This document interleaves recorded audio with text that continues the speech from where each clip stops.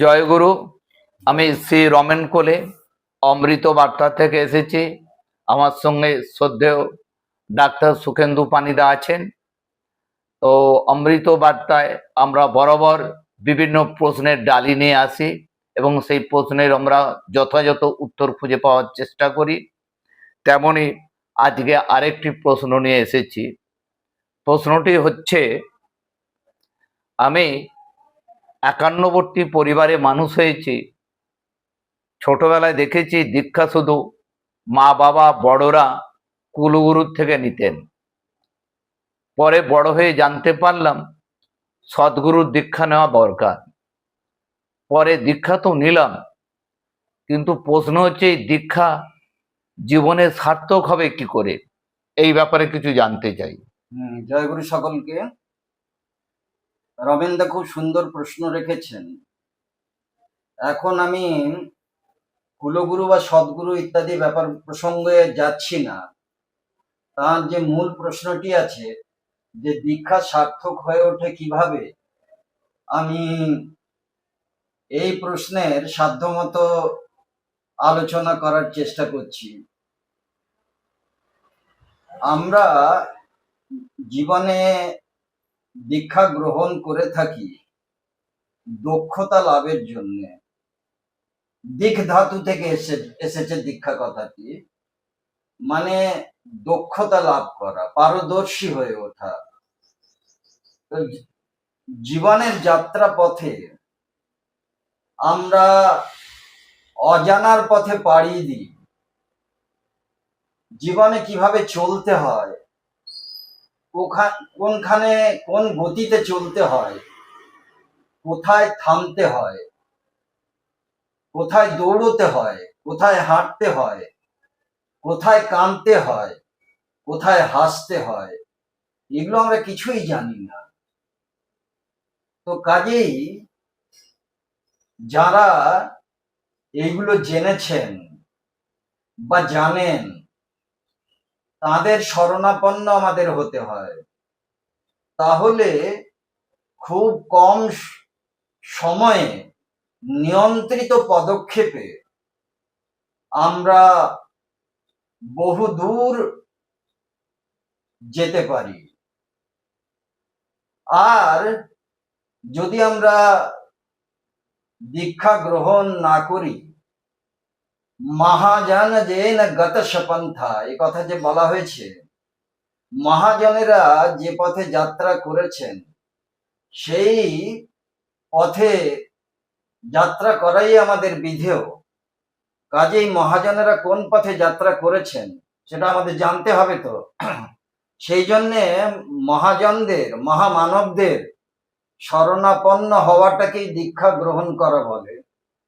তো সেখানে দীক্ষা গ্রহণ করলে আমরা একটা বীজ নাম পাই, এবং যিনি আমার আদর্শ বা আমার গুরু, তার ধ্যান করতে হয় প্রত্যহ নাম জপের সাথে সাথে, এবং আরো তার যে বিধানগুলো আছে সেগুলো মেনে চলতে হয়। এর মধ্যে দিয়ে আমার কি লাভ হয়, এটার উত্তর শ্রী শ্রী ঠাকুর অনুকূল চন্দ্র তার একটি বাণীতে দিয়েছেন। আদর্শে দীক্ষা আনে অনুরাগ, আর অনুরাগ আনে বৃত্তি নিয়ন্ত্রণ। এখন ব্যাপার হচ্ছে, আমার যদি কোনো আদর্শ না থাকে তাহলে আমার বৃত্তি নিয়ন্ত্রণ অত সহজে হয় না। হ্যাঁ, এক এক সময় মনের মধ্যে অনুতাপ আসে, ভুল করে ফেললে কারো উপর রেগে গেলাম, কাউকে আঘাত করলাম, কখনো প্রতিহিংসা পরায়ণ হয়ে পড়লাম, তো তাতে মনে অনুতাপ আসে ঠিকই।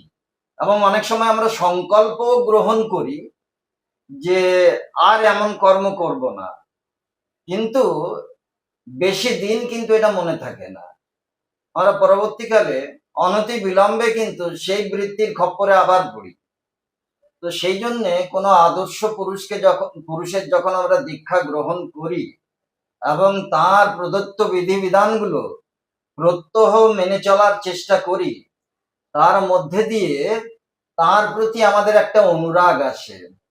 ইংরেজিতে একটা কোটেশন আছে, a man is shaped and fashioned by what he loves. তার মানে একটা মানুষ যা ভালোবাসে বা যাকে ভালোবাসে তারই আকৃতি ধারণ করে, তার অনুযায়ী আকৃতি ধারণ করে।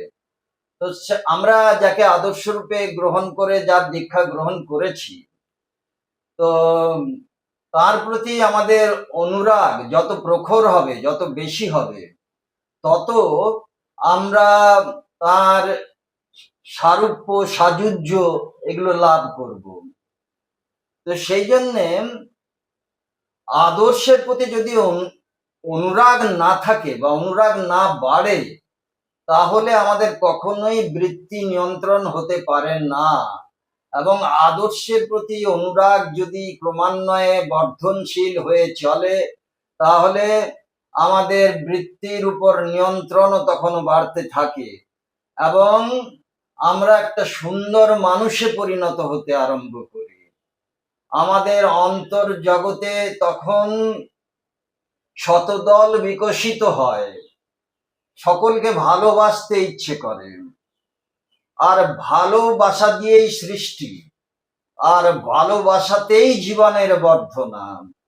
আমাদের সৃষ্টির মূলে আছে ভালোবাসা। কোন মানবীর প্রেমের ফসল আমরা প্রত্যেকে, আমাদের পিতামাতার মধ্যে যে প্রেম বা ভালোবাসা, সেই ভালোবাসা থেকেই আমরা জন্মগ্রহণ করেছি। কাজেই আমাদের অন্তরের ক্ষুধা ভালোবাসাতেই পরিতৃপ্ত হয়। আমি অনেক সম্পত্তি, অনেক বিত্তের অধিকারী হতে পারি, কিন্তু আমি যদি মানুষের কাছ থেকে ভালোবাসা না পাই, তাহলে আমার জীবন শুকিয়ে যাবে, অবিলম্বে আমার জীবন শুকিয়ে যাবে। সেই জন্যে দীক্ষা সার্থক হয়ে ওঠে গুরু বা আদর্শের প্রতি অনুরাগে। আমরা যত তার প্রতি অনুরাগ সম্পন্ন হয়ে উঠতে থাকবো, তত কিন্তু আমাদের জীবনে সার্থকতা আসবে। আমরা জীবনে প্রতিটি কর্মে সার্থক হয়ে উঠবো, আমাদের জীবনে সফলতা আসবে। এই জন্য শ্রী শ্রী ঠাকুর তার স্বলিখিত যে সত্যানুসরণ পুস্তিকা আছে, সেখানে বলছেন, তুমি যদি এমন শক্তি লাভ করে থাকো, চন্দ্র সূর্য কক্ষচ্যুত করতে পারো, পৃথিবী ভেঙে টুকরো টুকরো করে দিতে পারো, বা সবাইকে ঐশ্বর্যশালী করে দিতে পারো, কিন্তু অন্তরে যদি প্রেম না থাকে, তাহলে তোমার কিছুই হয়নি। সেই জন্য জীবনের সার্থকতা এবং সফলতা ইষ্টের প্রতি অনুরাগে, ইষ্টের প্রতি অনুরাগে আমাদের বৃত্তি নিয়ন্ত্রণ হয় এবং অন্তরে প্রেমের পুষ্প প্রস্ফুটিত হয়, এবং তখন আমি সব দিক থেকে একটা ভালো মানুষে পরিণত হই এবং তরতর করে জীবনের যাত্রাপথে সকলকে নিয়ে, সকলকে পরিপূরণ করে, সকলের প্রতি সেবা সম্পন্ন হয়ে এগিয়ে যেতে পারি। জয় গুরু। আপনাদের যদি এটা ভালো লেগে থাকে, আপনারা যদি এই প্রশ্নের আপনাদের মনোমত হয়ে থাকে, তাহলে একটা কমেন্টস করবেন, লাইক করবেন আর এটাকে সাবস্ক্রাইব করবেন। জয় গুরু।